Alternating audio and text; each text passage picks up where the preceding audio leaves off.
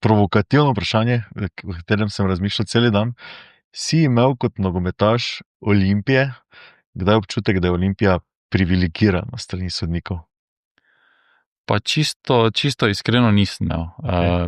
V bistvu mogoče so bile določene situacije, ko je pač zgledalo, da je dosti krat, oziroma da se je dosojalo dosti penalov, ampak ne vem zdaj, da bi rekel čisto iskreno, da sem čutil, da nazaj nekaj privilegija nas, nisem imel tega občutka. Kaj pa zdaj na drugi strani, ne, kot nogometaš Maribora, je bil občutek kdaj, da pa je Maribor zapostavljen? To pa v bistvu, to pa sem imel, čisto iskreno povedan, ja, ker v bistvu situacije v teh mojih 4 letih, kaj so se dogajale, je včasih res bilo na nekaterih tekmah, da si se potem res sprašal, pa je na to možno, res, da se v bistvu niti se nisi smel pogovarjati, sodniku niti mu nisi smel nič reči, na drugi strani pa so se drugi igralci lepo lagano pogovarjali, pa z njim je bilo vse normalno, tako da ja, mogoče sem dobil občutek, da so določeni sodniki mogoče pa imeli kaj proti Mariboru, oziroma da so sodili na v bistvu za drugo ekipo malo bolj. Poslušajte, berite in klikajte Večer za vikend, ker smo z vami in za vas tukaj vsak trenutek. Zdravo, to je Večer za vikend, petkova daljša različica Večerovega dnevnega podcasta.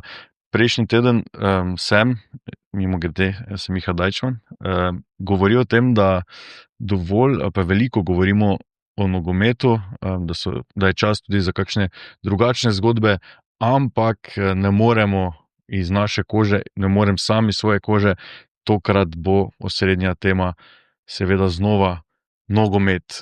In prav je, da je v studiu danes na to temo z nami Rok Kronaveter. Zdravo. Zdravo. Ker nekaj iztočnic imamo, ki so na voljo. Najprej ta reprezentančna, kasneje se dotaknemo večnega derbija, ki nas čaka v nedeljo, in hkrati pa se lahko dotaknemo še tudi malo nižje ligaških nogometnih igrišč, ker v tem trenutku še vedno lahko vidimo mojstrovine Roka Kronavetra. Rok, če bi potegnili črto pod to reprezentančno obdobje po Euru, kako bi ga ocenili? Ne moremo ga oceniti kot uspešno, ker smo mogoče pričakovali več glede na skupino, ki smo jo dobili, in glede na igre, ki so jih kazali pred evropskim, pa na samem evropskem. Tako da verjetno smo si razočarani, posebej glede tiste tekme na Kosovem. Tam smo imeli po moje res lepe šanse, da bi tekmo dobili in bi bilo vse skupaj lažje.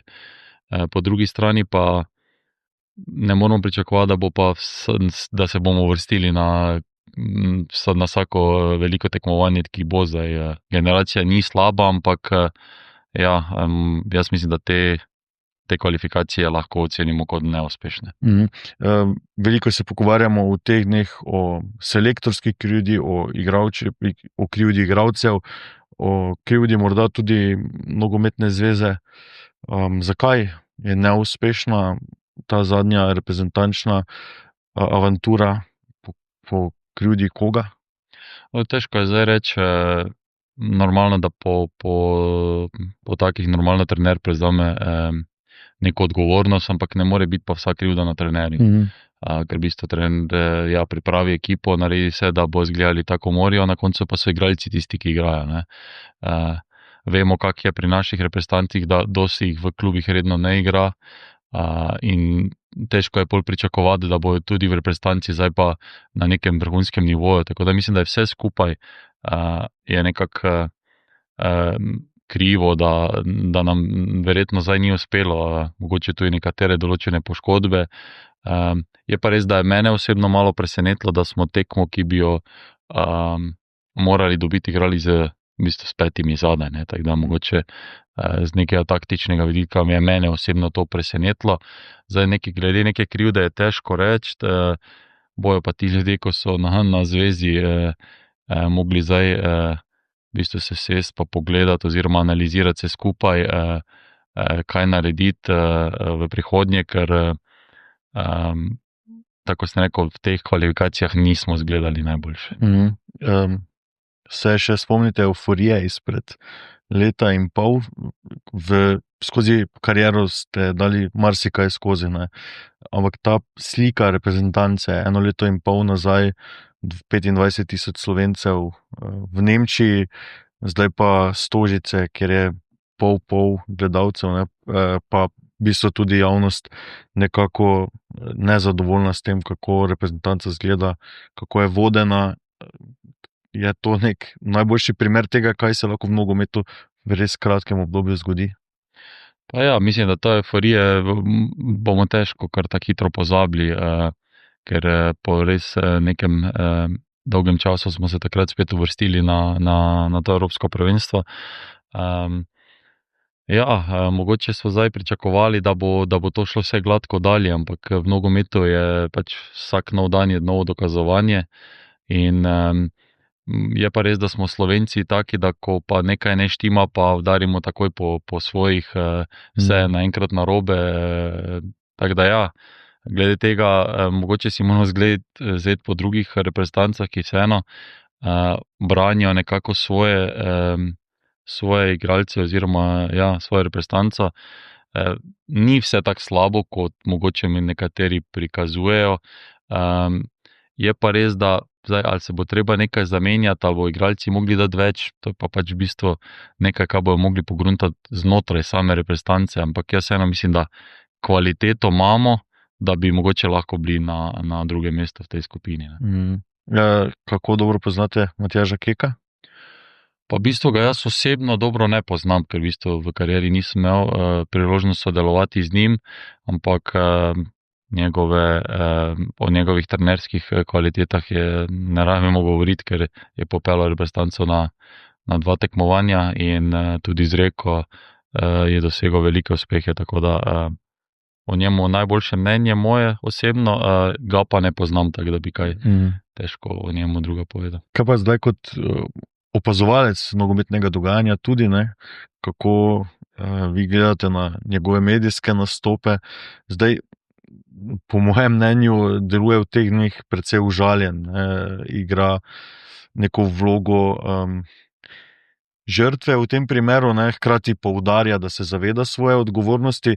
Seveda tudi moje veliko spoštovanje do gospoda Keka, glede na to vse, kar je storil, ampak v kakšnih drugih, malo bolj nogometnih nacijah bi selektor po takšnem ciklusu, po takšnih igrah in rezultatih bil še precej bolj na tnalu, kot je recimo v Sloveniji.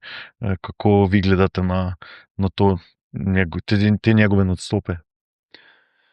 Pa ja, mislim, mogoče so za nekoga mogoče malo presenečenje, ampak ja, vseeno mislim, da se zaveda, kaj je naredil za reprezentanco in je mogoče v tistem trenutku pač, oziroma v tem trenutku mogoče malo se počuti užaljenega. Mislim, da je to pač njegovo pravo, da se pač počuti tako, kot se. Zdaj, zakaj tak nastopa, zakaj je drugačno od ostalih konferenc novinarskih, ki jih je imel, oziroma po nekaterih tudi neuspehih. Verjetno ima neki tehten razlog, tako da težko je komentirati, ker v bistvu nismo mi v njegovi vlogi oziroma nismo trenerji, da bi lahko ocenjevali zakaj. Se pa strinjam, da je mogoče v kakšni drugi reprezentanci bi bilo še hujše. Jaz osebno bi verjetno tudi prej razmišljal, da bi se poslovil, ko pa nadaljeval to zgodbo, ker verjetno so dosegli neki maksimum z njim, tako da ja. Zdaj smo v podcastu, kjer se lahko sproščeno pogovarjamo tudi o prihodnosti, o nekih naših domnevah oziroma idejah, koga bi si Rok Kronaveter želel videti na selektorskem stolčku v prihodnje. Mimogrede, Matjažu Keku konec meseca poteče pogodba. Nogometna zveza seveda še ni javila, ali je s tem njegovo selektorovanje končano ali pa bo to drugi na njegovem mestu. Kaj menite vi? V bistvu je težko zdaj reči, koga bi si jaz želel. Mislim, želel bi si, če bi lahko, da prije Jurgen Klopp ali pa nekdo taka ime, samo verjetno nam finance to ne dopuščajo. Okay.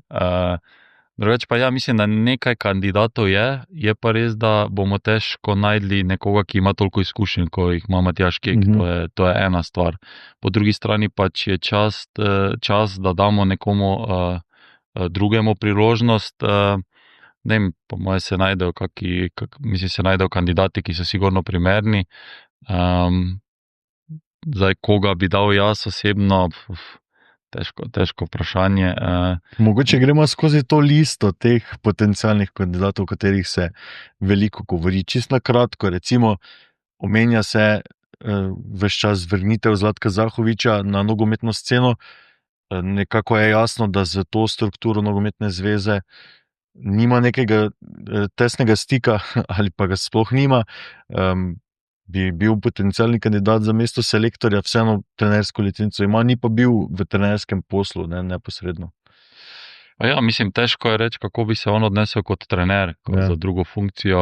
Vemo, da je daleč najboljši bil v Sloveniji na svoji funkciji športnega direktora. Znanje ima, izkušnje ima, jaz pa mislim vseeno, da ne verjamem, da ga vleče to selektorski stolček, čeprav ne vem, če je kdaj izjavil, da bi rad bil, to ne vem. Mislim, da ne dam roke v ogenj, da bi rekel kaj na to temo, ampak ja. Tako da mislim, Zlatko je, kaj se tiče nogometa, tako sem rekel, nekih stvari verjetno najboljši v svojem poslu. Kako bi se pa obnesel v trenerskih vodah, pa ne vem. Je pa dokazal, da lahko z omejenim budžetom in z nekaterimi, pravim, za klubskim nogometom domačimi fanti narejo velike uspehe, tako da vsekakor bi bil primeren kandidat, ampak ja, ne vem, koliko on razmišlja v tej smeri. To je zdaj sicer bila kar abstraktna ideja, ampak najbolj realna v tem trenutku se pa zdi ideja, da prevzame mesto selektorja Boštjan Cesar. Boštjan Cesar je bil pomočnik Matjaža Keka, bil je trener Maribora kratko obdobje. Je to primerno? Pa jaz mislim, da ja, zaradi tega, ker bil je zraven Matjaža pri teh vseh, mislim, pri tem zadnjem uspehu in nekako, če se ne motim, tudi po njegovem odhodu je šla mogoče tudi naša igra oziroma vse skupaj navzdol malo. Tako da verjetno je on bil ta mogoče neki povezovalni člen med ekipo pa trenerskim štabom. Tako da jaz mislim, da vsekakor bi bil, plus tega, da je dal toliko reprezentanci, da mislim, da bi si zaslužil priložnost. Je res, da ni dolgo na sceni trenerski, da je to velika odgovornost nastopiti kot selektor, ampak jaz vseeno mislim, da je on pripravljen, ker tudi ta kratki čas, ko je bil v Mariboru, mislim, da ni slabo delal. Tako da jaz mislim, da ja. Okay. Zdaj, če smo tu rekli ja, ampak zelo veliko krat se pa pojavlja ime Albert Riera. Je sploh to kompatibilno nogometna zveza in Albert Riera, ki zna tudi okrcati krovno nogometno organizacijo v Sloveniji? Nismo še imeli tujca na mestu selektorja Slovenije. Ja, za Albert Riera moramo vedeti, da je pač v bistvu, lahko rečem, poseben trener, kaj se tiče nekaterih njegovih izjav in tako si rekel, glede tega, da nima dlake na jeziku, bi mogoče to lahko bil problem. Kaj se tiče njegovega znanja, fenomenalen trener, vemo, kaj je naredil z Celjem, kaj dela z Celjem. Zdaj težko je reči, ali bi domačega, ali dati nekoga tujca. Ja, mogoče je čas, mogoče ni, se pravim, ni lahka odločitev tudi za predsednika nogometne zveze, tako da ima vse kvalitete, da bi lahko bil. Je pa res, da ja, mogoče ta komunikacija je največji problem oziroma ta njegov nastop oziroma delna aroganca, bi jaz temu rekel, pri vsem skupaj. Tako da vseeno mislim, da si on bolj želi delati na klubskem nivoju, kot pa na reprezentančnem. Tako da mislim, da je to, da imajo nekateri drugi prednost pred njim. Okay. Zdaj, če še naštejemo nekaj idej, ki smo jih lahko prebrali v zadnjih dneh. Luka je delal v tujini, Darko Milanič trenutno brez zaposlitve nogometne, večkrat se ga v preteklosti omenjalo, v zadnjem obdobju mogoče malo manj. Selektorskim mestom Ante Šimundža ima delo na Poljskem. Je še kakšno ime, ki ga mogoče na katerega ne pomislimo? Pa v bistvu, ko se je začelo govoriti o tem, da bi se lahko zamenjal selektor, so meni tudi v bistvu ta imena najbolj se je prišla Ante pa Darko na misel. V bistvu z Darkotom sem imel priložnost sodelovati in odličen trener, tako da mislim, da mogoče tudi bi njemu v tem trenutku mogoče najbolj odgovarjalo to mesto selektorja. Ante, tako kot smo rekli, ima delo na Poljskem, je pa res, da ko dobiš povabilo reprezentance, je tu v bistvu za razmisliti, oziroma je mogoče vsakemu treneru to neka čast, tako da ja, mislim, da sta ona dva mogoče malo bolj bliže bi lahko bila ko pa Luka, tako da ja, jaz mislim, da bi mogoče od vseh teh najbolj primeren bil mogoče Darko. Okay. Še mogoče v stilu igranja reprezentance na Euro smo videli disciplinirano obrambno Slovenijo z kar nevarnimi protinapadi, z strupenim Šeškom tudi v tem obdobju prej, torej pred kvalifikacijami oziroma v kvalifikacijah za Euro. Zdaj smo videli Slovenijo, ki ni dosegala golov. Omenili ste, da smo lahko razočarani nad temi predstavami v zadnjem kvalifikacijskem ciklusu. Ampak na kakšen način je v bistvu prav, da Slovenija igra glede na te svoje zmožnosti igralskega kadra? Dobro, mislim, da smo dokazali, da je bila to neka prava pot za to obrambno igro in na protinapade, ampak proti vsem reprezentancam v bistvu ne moreš tako igrati, ne, oziroma je bolj težko doseči zadetke, težko dobiti točke in ja, na evropskem se nam je išlo, moramo vedeti tudi, da normalno sta šla ponavadi 2 iz skupine, tam so šli 3, če se ne motim. In ja, je bilo vse nekako tako prirejeno, v bistvu smo brez zmage prišli naprej, kaj je tudi v nogometu malo čudno, oziroma ni navadno, da greš kar tako dalje. Je pa res, da mogoče z vsem spoštovanjem do igralcev, da nam mogoče manjka tisti kreativci, da nimamo tega zadnjega pasa, da ne vem, da imamo res mogoče ekipo, ki se udobno počuti v tem, v branjenju, v neki nizki coni in protinapadu, nimamo pa teh, rečemo, playmakerjev toliko v ekipi, oziroma nekoga, ki bi to mogoče malo boljše se skupaj povezal. Zato jaz razumem po eni strani, da igramo na ta način, ki je prinesel rezultate, je pa res, da sem sam osebno pristaš malo bolj drugačnega nogometa. Ja, ampak hkrati omenjate... Lahko smo na ti. Lahko? Ja. Sredi podcasta. Lažje bo, ne? Ja. Hvala. Omenjaš tudi to, da pač imamo vseeno kvaliteto v reprezentanci. Se ti zdi iz preteklosti, če gremo nazaj, smo imeli kdaj tak zvezdniško reprezentanco, kot jo imamo v tem trenutku? Torej, po celi liniji, če pogledamo, izjemno mogoče zvezdna vrsta, ampak imamo golmana svetovna klasa, osrednjega branilca, ki igra v Premier Ligi, zdaj po tem, ko se pač nekako privalil na novo okolje oziroma ga je začel trener vključevati v špici, imamo nogometaša Manchester Uniteda. Je to najbolj zvezdniška reprezentanca Slovenije? Glede na to, kje igrajo, pa kaj si rekel, ja, mislim, da ja, definitivno. Imamo igralce, ki igrajo v dobrih ligah, ampak ni to pa zdaj pogoj oziroma recept, da bo pa zdaj vse štimalo v reprezentanci. Moramo vedeti, da Bijol v klubu igra mogoče zdaj, igral zadnje 2-3 tekme, prej 10 tekm ni igral, je tudi problem. Dosti igralcev nam klubi, tako sem rekel, prej ne igra. In jaz mislim, da to je en izmed glavnih problemov, ker v bistvu težko je kot nogometaš, lahko daš ti vse od sebe, lahko, ne vem, ampak nisi v tistem ritmu, nisi v taki formi, ko bi si želel, in je vse skupaj mogoče malo težje.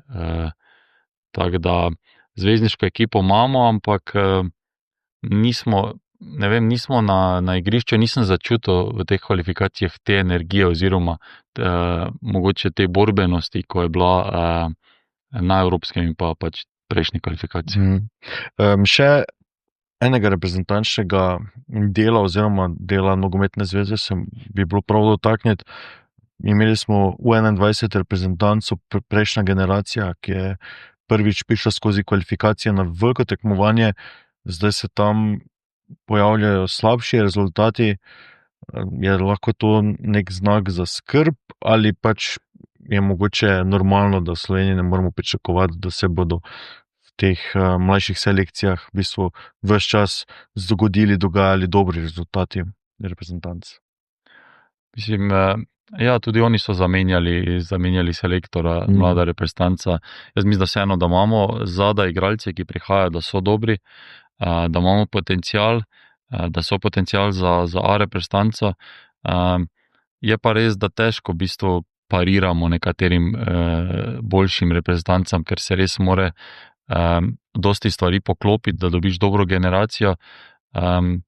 Je pa res, da igramo tekme, tako je bila zdaj proti Nizozemski, Angliji, velikanom, ki njihovi reprezentanci že igrajo v nekaterih Premier ligi ali pa v prvi Nizozemski ligi ali pa francoski ligi in je to razlika, ne, kot naši fantje, ki nekateri igrajo mogoče v slovenski ligi ali pa mogoče eni še v drugih ligah, ali pa tako da je vseeno razlika v tekmah in tu je neka razlika, ki je, ampak to smo v preteklosti nadoknadili s to borbenostjo, z neko ekipo.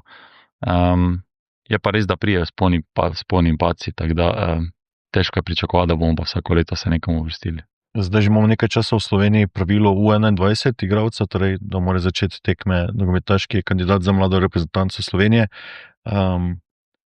Kako lahko zdaj potegnemo neko črto pod ta prva leta, je učinkovita, prinaša več dobrega ali več slabega, ker spomnimo v zadnjem primeru, prejšnjem krogu prve lige je Riera recimo zamenjal mladega vratarja. Pa ja, v bistvu to mislim, ta menjava vsekakor ni dobrodošla za mladega igralca, sploh ko si pač imaš neko željo do igre, da se pokažeš. Jaz mislim, da pravilo je dobro, zaradi tega, ker vedno več mladih igralcev dobiva priložnost tudi na klopi, ne vem, koliko jih mora biti točno število. Jaz bi si želel tega pravila, ko sem jaz prihajal takrat v članski nogomet, pa je bilo dosti težje kot zdaj, tako da vsekakor je dobrodošlo, ker tudi pač vedno več mladih dobiva priložnosti in ja, dober primer je pri nas, pri Mariboru Viher, ki igra konstantno, ki je meni zelo všeč. Tako da ja, mislim, da je to dobro za mlade igralce in da bo vedno več lahko tako prihajalo igralcev v prvo ekipo. Ok, pa če ostanemo kar pri Mariboru oziroma prvi slovenski ligi, Nejca Viherja si omenil, zdaj v prejšnjih letih ti mladi nogometaši, ki so redno igrali, niso ostali v Ljudskem vrtu ali pa so ostali pa šli na posoje ali pa pač niso konstantno dobivali, torej več sezon zapored priložnosti, ne? Lorber, Grlić, zdaj tukaj Nejc Viher.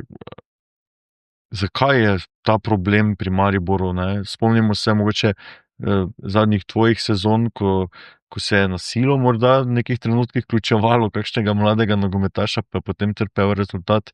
Je v bistvu ta rezultat res tako pomemben, da včasih v bistvu vpliva na ta razvoj?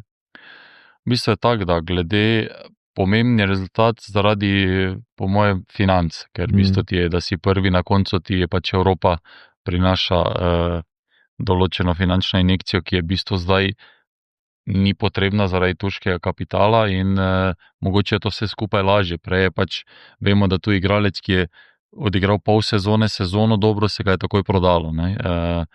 Prav zaradi tega, ker pač se je pač potreboval denar in zdaj pa je to drugače in jaz vseeno mislim, da igralec bi mogel vsaj 2-3 sezone igrati članski nogomet v prvi naši ligi, da bi mogoče bil pripravljen na ta preskok, ker preskok je res veliki.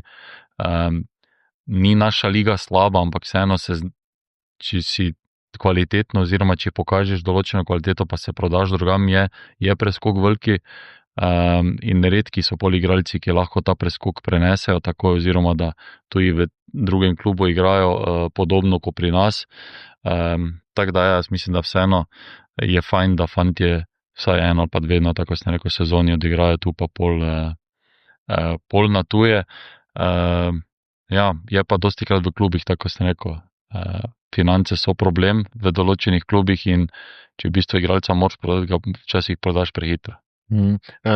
Še en mlad igralec začenja tekme Maribora v tej sezoni, David Pejčič, kreativec, tudi po tvoji, kako se temu reče, po tvojih standardih, primerni igralec za Maribor, pa morda škoda, da ni polnopravni član Maribora.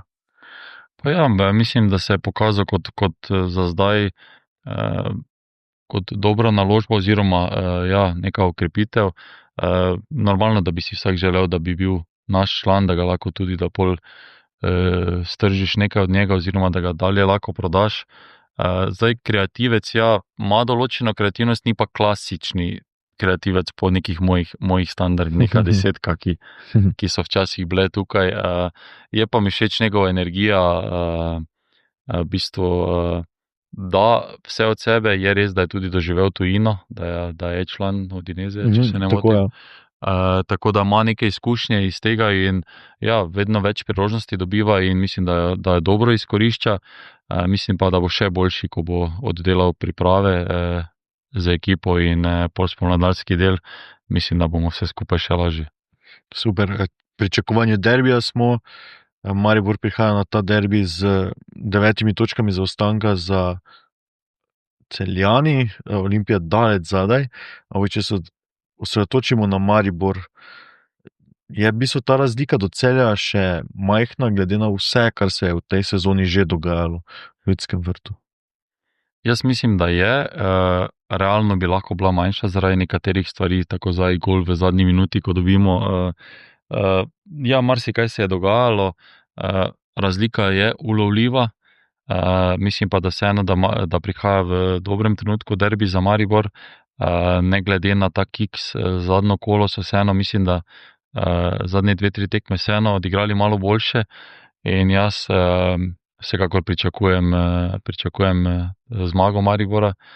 Olimpija je v neki določeni krizi in mislim, da vseeno, da se, koliko se govori po mestu, da se dobro prodajo karte, tako da upam, da bo poln Ljudski vrt, da bomo vseeno ta derbi dobili in mislim, da bi bolj lahko šli v finiš prvenstva res neko novo motivacijo, da se vse tekme do konca zmagajo in pa pač upati na kiks Celja.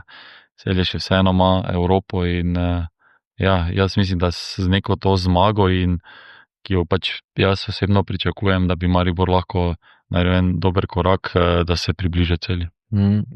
Maribor ima v bistvu tretjega glavnega trenerja v tej sezoni, hkrati je 2-krat Radovan Karanović vstopil in pomagal klubu, katerega vojak je.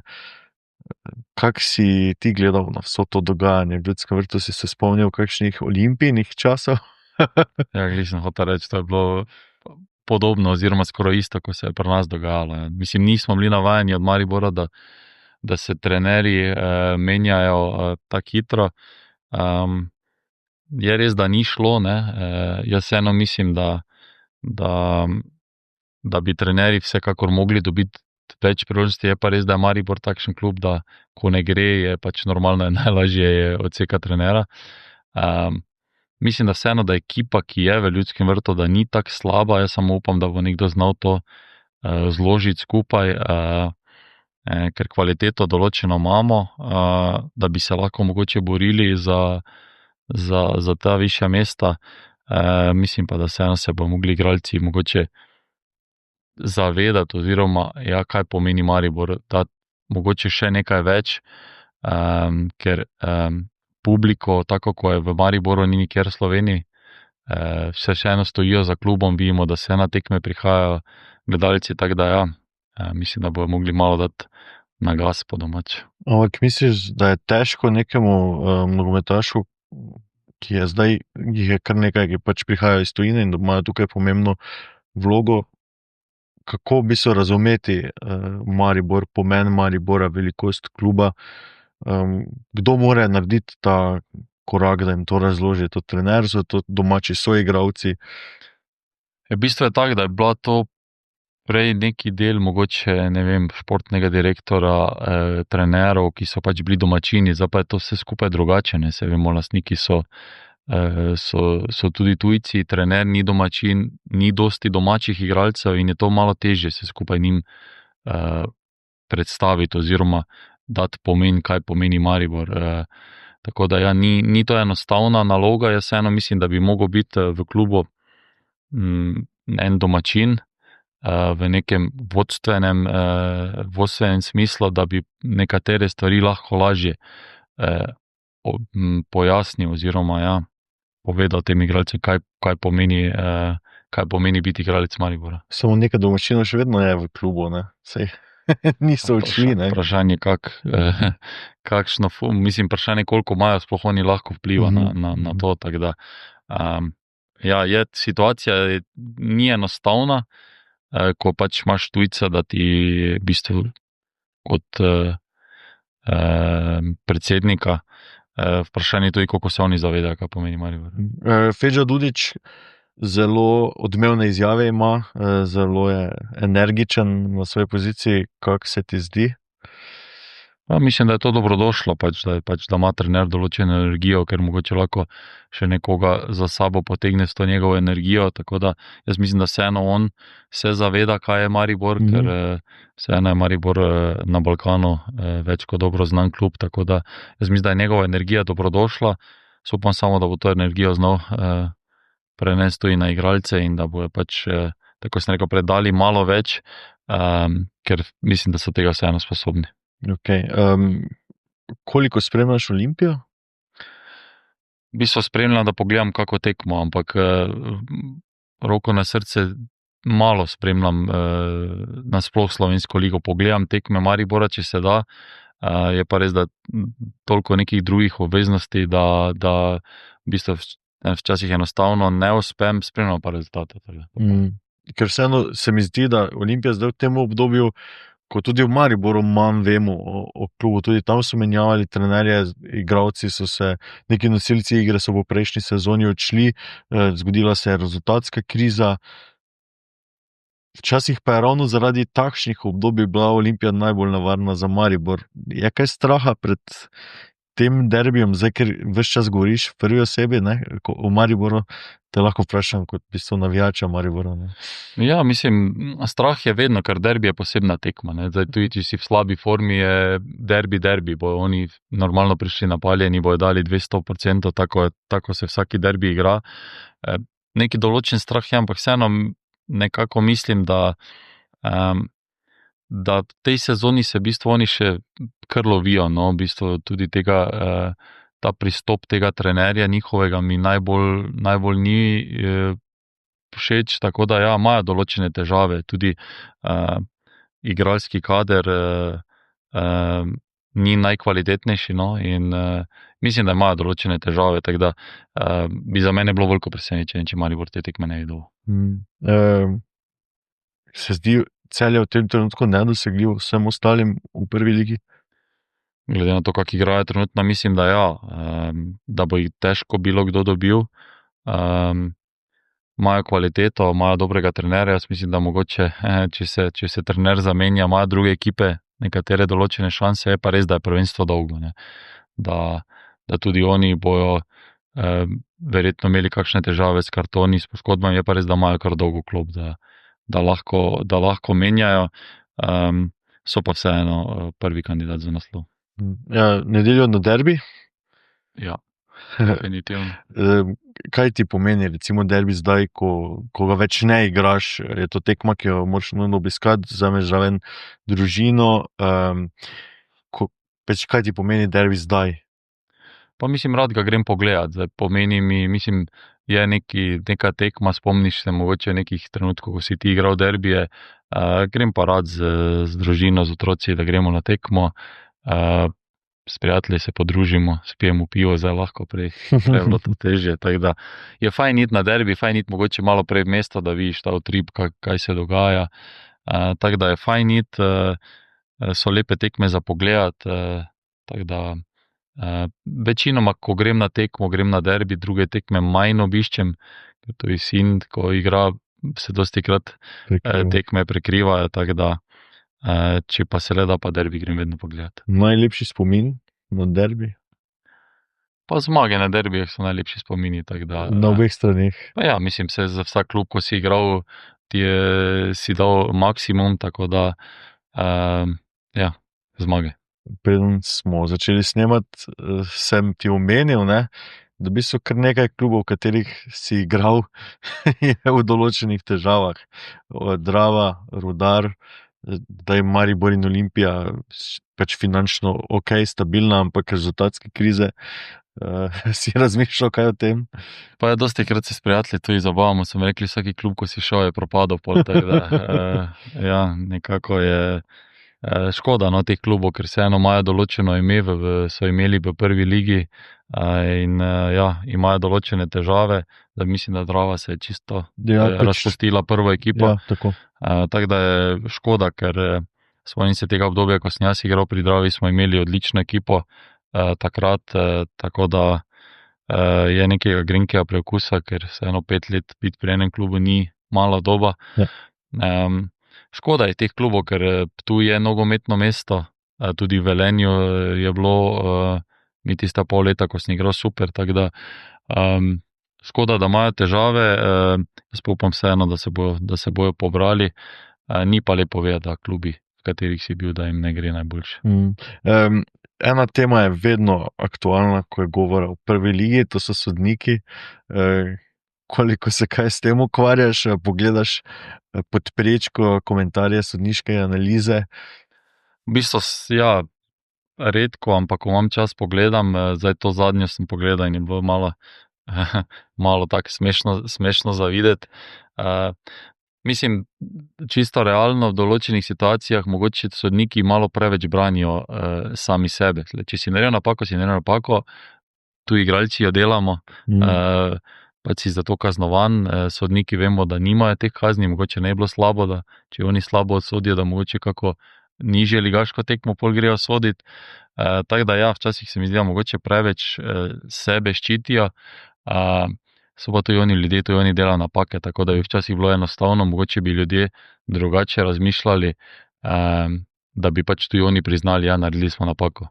Ne, pa bi bilo mogoče lažje nekomu razumeti neke stvari, ko pa da govoriš pa zavijaš v neke stvari, vse skupaj pa pol v bistvu ja, ne poveš nič, oziroma tako sem rekel, sebe zaščitiš, ne priznaš pa napake, ki jo vsi vidimo. Provokativno vprašanje, o katerem sem razmišljal cel dan. Si imel kot nogometaš Olimpije, kdaj občutek, da je Olimpija privilegirana strani sodnikov? Pa čisto iskreno nisem imel.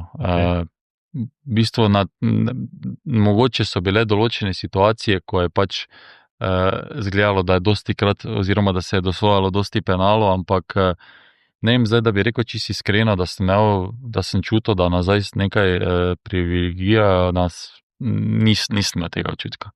Kaj pa zdaj na drugi strani, ne, kot nogometaš Maribora, je bil občutek kdaj, da pa je Maribor zapostavljen? To pa ja, to pa v bistvu, to pa sem imel, čisto iskreno povedan, ja, ker v bistvu situacije v teh mojih 4 letih, kaj so se dogajale, je včasih res bilo na nekaterih tekmah, da si se potem res vprašal, pa je to možno, res, da se v bistvu niti se nisi smel pogovarjati, sodnikom niti smel nič reči, na drugi strani pa so se drugi igralci lepo lagano pogovarjali, pa z njim je bilo vse normalno, tako da ja, mogoče sem dobil občutek, da so določeni sodniki mogoče pa imeli kaj proti Mariboru, oziroma da so sodili na v bistvu za drugo ekipo malo bolj.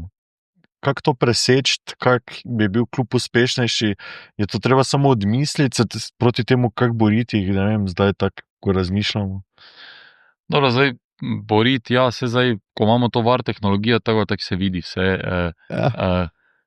Čeprav tako smo prej se menila, se mogoče tudi ne prizna, ampak ja, zdaj boriti se proti temu, zdaj da daš svojo energijo v to, da boš se, je vseeno nima smisla, da pač se vsekakor boljše fokusirati na svojo igro, na svoje neke druge probleme, ki jih imaš, je pa moteče, definitivno je moteče in ja, se je dogajalo marsikaj na tekmah Maribora, tako da So pa ljudje, ki so odgovorni na zvezi oziroma na tej sodniški organizaciji, bi vseeno lahko interno, mogoče tudi oni med sabo kaj rešili, pa da če je nekaj res takega, ko je v bistvu, da vsi vidijo, pa se to ne spremeni, bi mogoče oni med sabo mogli kaj tam se pogovoriti oziroma neke stvari odpraviti.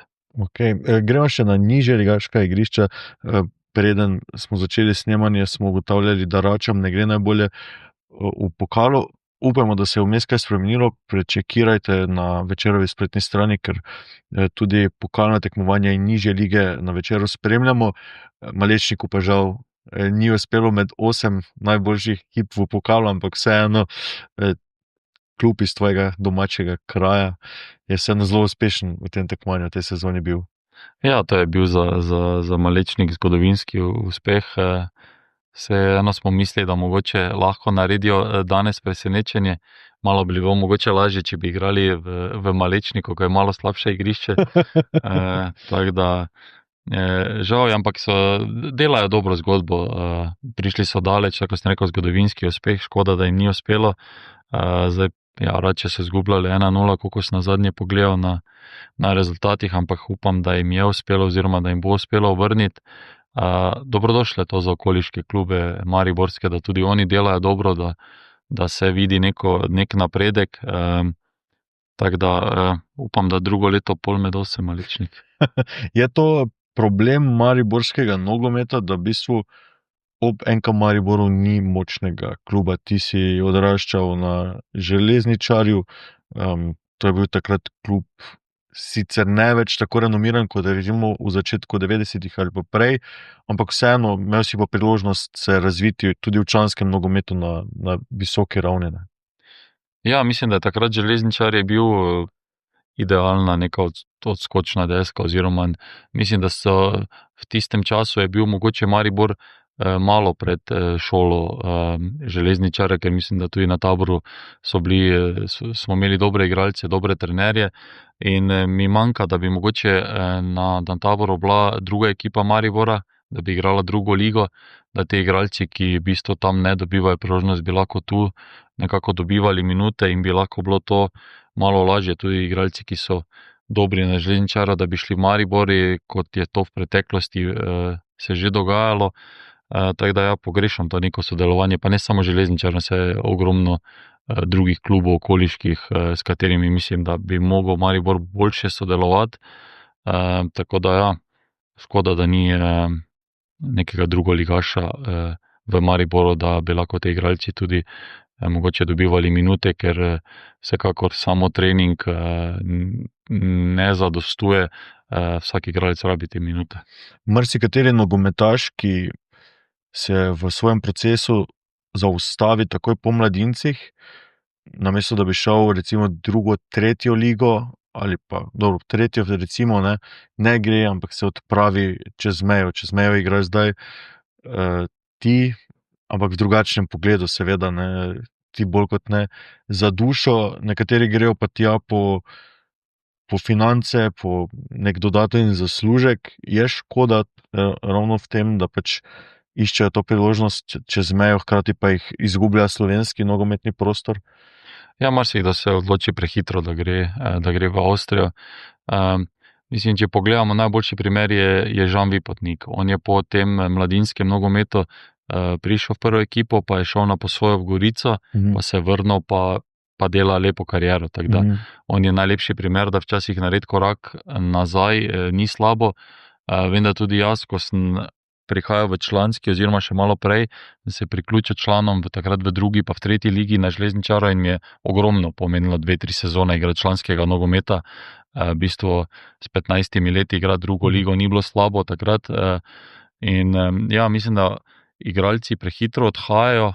Je pa res, da moramo vedeti, da je finančna situacija v avstrijskih klubih v 3., 4., 5. ligi, 6. boljša kot pa nekaterih drugih naših ligašov oziroma od večine, koliko imam informacije, tako da po eni strani igralce razumem, je pa res, da je v večini primerov pol to neki zaključek neke resne kariere, ki je v bistvu bilo kdo hotel imeti, redki se pol dokažejo oziroma naredijo neko kariero, ker vseeno to pol nogomet ni vsaki dan trening, nekdo verjetno še si pol najde kako delo zraven in je to neki zaključek neke profesionalne poti. Ne za vse, ne. Pred kratkim sem imel intervju z Muratom Bajrajem in na vprašanje, kdo je najboljši soigralec, s katerim je igral, je odgovoril, da Rok Kronaveter, ne. Nogometaš, ki je torej igral v nižji ligaši avstrijskem, je trenutno, če se ne motim, najboljši strelec druge slovenske lige, Mariborčan, ki igra za Beltince. Ker je ena specifična zgodba, ne. Ja, zanimiva zgodba, v bistvu verjetno tudi on sam ni pričakoval, da ko se opravi enkrat v Avstrijo, da bo se vrnil pol nazaj v slovenski nogomet, ampak je imel to srečo, da je Simon Dvoršak, njegov trener, v bistvu bil naš trener v Avstriji in ga je pol po odhodu v Beltince povabil v ekipo in mislim, da je naredil dobro potezo, da biti zdaj prvi strelec druge lige, kako se lahko hitro menja pot in tako sem že z drugimi bivšimi soigralci se pogovarjal, jaz sem prepričan, če bo nadaljeval v tem slogu, da bo zabijal gole, bo definitivno drugo leto igral prvo ligo. Rekel je, da sta ti in Dodlek Sven, ne, da sta mu servirala žoge na pladnju. Še vedno blestiš na nogometnih igriščih?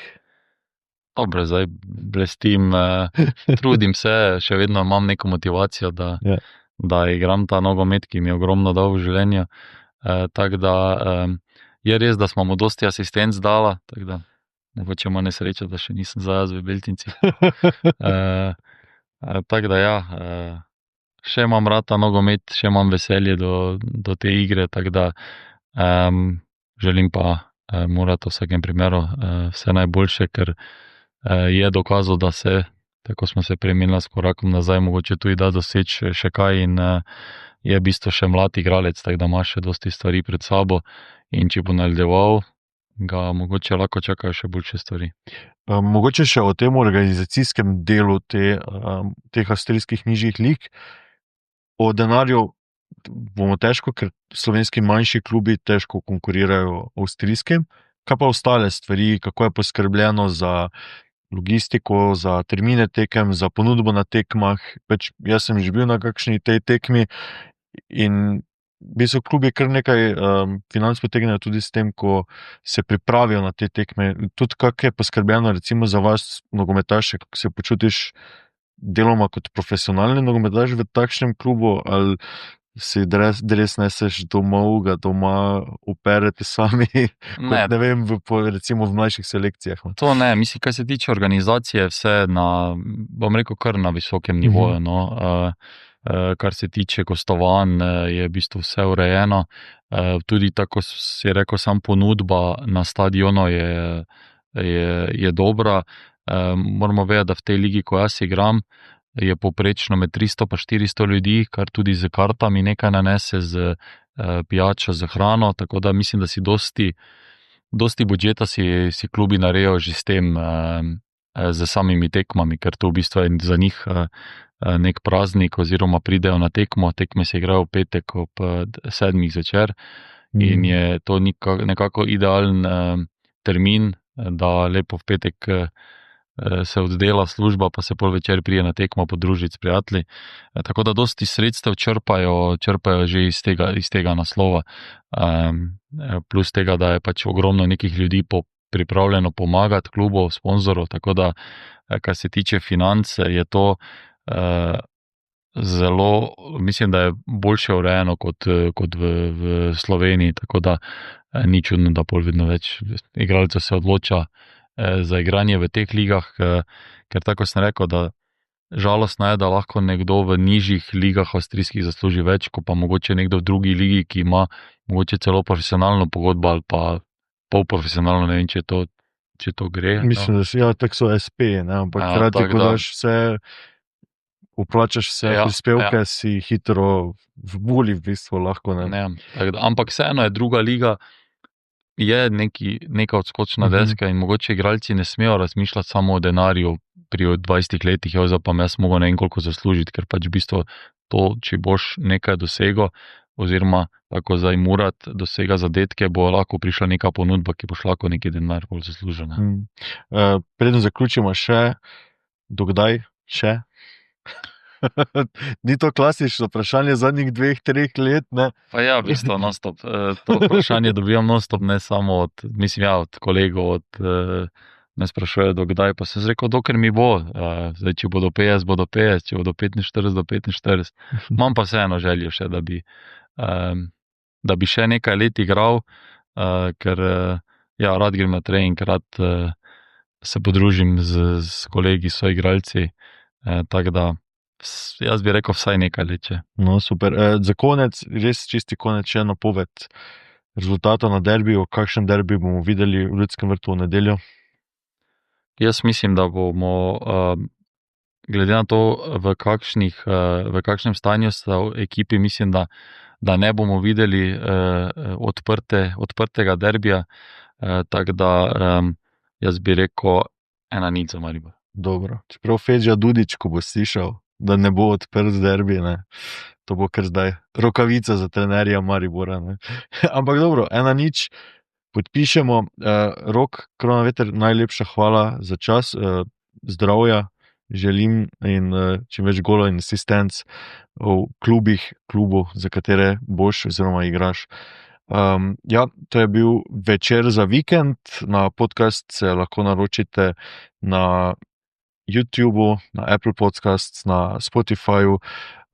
Veseli bomo, če podcast delite med tiste, ki bi lahko temu pogovoru prisluhnili in bi se jim zdel zanimiv. Malo se nam zapleta, res je vročica pred derbijem, tudi o drugih vsebinah povezanih z derbijem lahko berete na večer.com. Rok, gremo na derbi, za konec pa še 3 minutke kratkega EPP-ja, kaj prinaša ta večer v nedeljo in v soboto. Poslušajte, berite in klikajte Večer za vikend, ker smo z vami in za vas tukaj vsak trenutek. Zdravo, vikend obeta dobro branje v družbi Večera. Kampanja My Voice, My Choice je poleg uspeha civilne družbe nastavila ogledalo Evropi. Kje so pravice žensk, zakaj ne gre le za nezavezujočo resolucijo, kaj pravi sogovornica z Malte, ki je bila primorana splav opraviti na Nizozemskem. V slovenski javnosti je prejšnji teden odmevala novica, da se je direktor Sove Jožko Kadivnik srečal z ameriškim predsednikom Donaldom Trumpom in šefom CIA. Kaj je počel tam in kako pravzaprav poteka sodelovanje med obveščevalnimi službami različnih držav. Decembra bo Anja Petek prejela posebno svetovno priznanje za dosežke v alpinizmu. V Sloveniji je bila 4-krat zapored najboljša alpinistka. Pripoveduje, česa so jo hribi naučili in zakaj trenutno ne čuti želje po kompleksnih in zahtevnih alpinističnih vzponih. Včeraj v nedeljo prinaša intervju z Američanko Tino Bowers-Smith, ki se je z otroci preselila v Slovenijo, od puščave v Arizoni do Slovenskega morja. 5-članska družina je pobegnila pred negotovostjo in draginjo v ZDA, danes v Ankaranu živi počasneje, bolj zdravo in bolj varno. Jure Godler pa pravi, klovnom v politiki je težko nadeti dodatno lasurjo. Rad verjamem, da sem našel svoje poslanstvo in to me žene naprej, pove Godler o svoji zavidljivi karieri. In še, zgodba o bolečini in upanju se vrača kot film. Belo se pere na 90. Brune Žakelj in Lea Cok sta iskreno spregovorili o izgubi, pogumu, ženski nežnosti in moči ter o tem, kaj se zgodi, ko tvoja zgodba postane tudi zgodba drugih. Še preblisk. Največja ovira za naš vzpon je to, da smo prehitro zadovoljni sami seboj. To je misel Lucija Aneja Seneka, rimskega filozofa, politika in dramatika. Čim bolj prijeten vikend želimo.